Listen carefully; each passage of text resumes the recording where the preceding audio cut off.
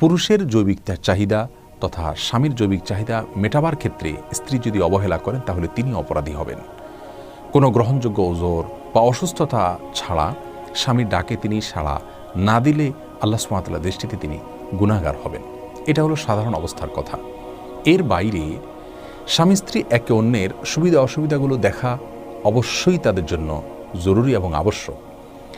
যদি কোনো স্বামী তার স্ত্রীর প্রতি অবিচার করেন, জুলুম করেন, তিনি পারছেন না তারপরও তার উপরে কোনো কিছু চাপিয়ে দেন, একইভাবে স্ত্রী যদি স্বামীর উপরে জুলুম করেন তাহলে সেটাকে ইসলাম সম্পূর্ণরূপে হারাম করেছে। ইসলাম জুলুম সকলের জন্য হারাম করেছে। আল্লাহ সুবহানাহু ওয়া তাআলা নিজের প্রতি নিজে জুলুমকে হারাম করেছেন। তাহলে স্বামীকে স্ত্রীর উপরে জুলুম করার অনুমোদন দেওয়ার প্রশ্নই ওঠে না।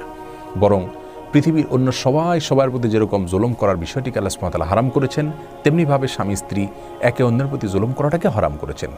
যদি এই বিষয়টি এমন পর্যায়ে চলে যায় যে একে অন্যের প্রতি জুলুম করছেন, তার কষ্ট হচ্ছে কিন্তু সেটাকে উপেক্ষা করেও তিনি তার প্রতি জুলুম করছেন, তাহলে সন্দেহাতীতভাবে সেটাকে ইসলাম হারাম করেছে, কারণ জুলুমকে আল্লাহ সুবহানাহু ওয়া তাআলা জায়েজ করেননি।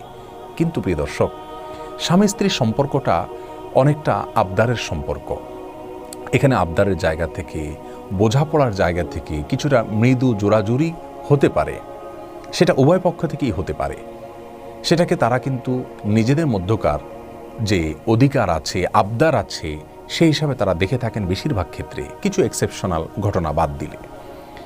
এগুলোকে যদি আপনি বৈবাহিক ধর্ষণ বলে সমাজে পরিচিত করেন, প্রতিষ্ঠিত করবার চেষ্টা করেন, তাহলে কিন্তু দাম্পত্য জীবনের যে সম্পর্কগুলো, দাম্পত্য সম্পর্কগুলো, এগুলো কিন্তু এমনিতে ঠুনকো হয়ে গেছে, আরও অনেক বেশি ঠুনকো হয়ে যাবে। এমনিতেই পরিবারগুলো ভেঙে চুরমার হয়ে যাচ্ছে এবং কোনোভাবেই টেকসই হচ্ছে না। সেখানে যদি স্বামী স্ত্রী একের বিরুদ্ধে অন্যকে আপনি উস্কে দেন, তাহলে কিন্তু সম্পর্কগুলো আরও বেশি ঠুনকো হয়ে যাবে।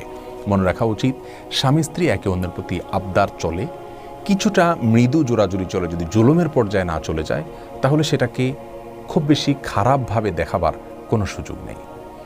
আমরা যদি দেখি, অনেক সময় স্ত্রী কিন্তু স্বামীকে একরকম জোর করে মার্কেটে নিয়ে যাচ্ছেন বা কোনো কিছু কিনতে তাকে একরকম জোরাজুরি করছেন, এবং সেই জোরাজুরিটাকে তারা পরস্পরের প্রতি অধিকার, তাদের পরস্পরের আবদারের জায়গা থেকে করছেন।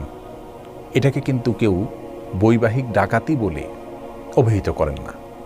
স্ত্রী যদি তার স্বামীকে কিছু কিনতে বাধ্য করেন, স্বামী কিনতে চাচ্ছেন না, তারপরে জোরাজুরি করলেন আবদারের জায়গা থেকে, আর তারপরে স্বামী সেটা কিনলেন, তাহলে এটাকে কিন্তু ডাকাতি বলা হয় না। স্বামীর কাছ থেকে টাকা চাইলেন, দিলেন না, তিনি একটু জোর করেই নিলেন।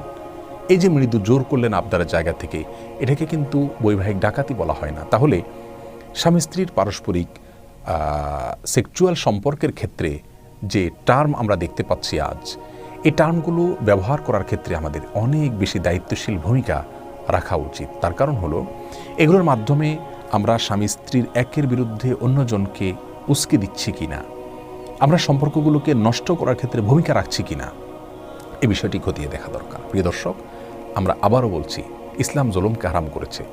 যদি জৈবিক চাহিদা মেটানোর নাম করে স্বামী যদি তার স্ত্রীর কোনো ওজর, কোনো সমস্যা, কোনো অসুস্থতা, সেগুলোকে একদম পাত্তা না দেন এবং তার প্রতি জুলুম করেন, তাহলে সেটাকে ইসলাম কোনোভাবে অ্যালাউ করেনি।